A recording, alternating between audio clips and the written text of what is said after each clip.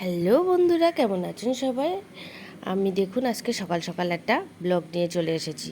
ব্লগটা যদিও বেশি বড় করিনি, ছোট করেই বানিয়েছি। তো দেখুন সকাল সকাল আজকে আমি কাঠের জালে না মানে উনুনে রান্না করতে বসেছি। ডেলি গ্যাসেই রান্না করি। স্কুল যখন ছুটি থাকে, একটু টাইম বেশি পাওয়া যায়, সেই দিনগুলোতে ইচ্ছে হয় একটু উনুনে রান্না করতে।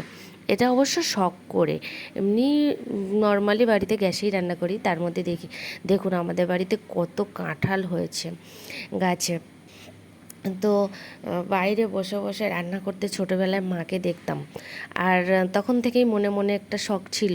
তো এখন সুযোগ পেয়েছি, সেই সুযোগটাকে কাজে লাগাই আর কি। মাঝে মাঝে চেষ্টা করি একটু উনুনে রান্না করতে, যদিও এটা শখ করে। তো আজকে রান্না করেছিলাম, এই দেখুন মাটন। আগে সমস্ত রকম মশলা দিয়ে দাবাই করে নিয়ে তারপরেই আমি মাটনটা রান্না করেছি। আর এদিকে টক ডাল করেছি। তো আজকে দুপুরের মেনুতে রয়েছে ভাত, টক ডাল, গোল গোল করে চাকা করে আলু কেটে সেটাকে ভেজে নিয়েছি, আর করেছি তোমার মাটন।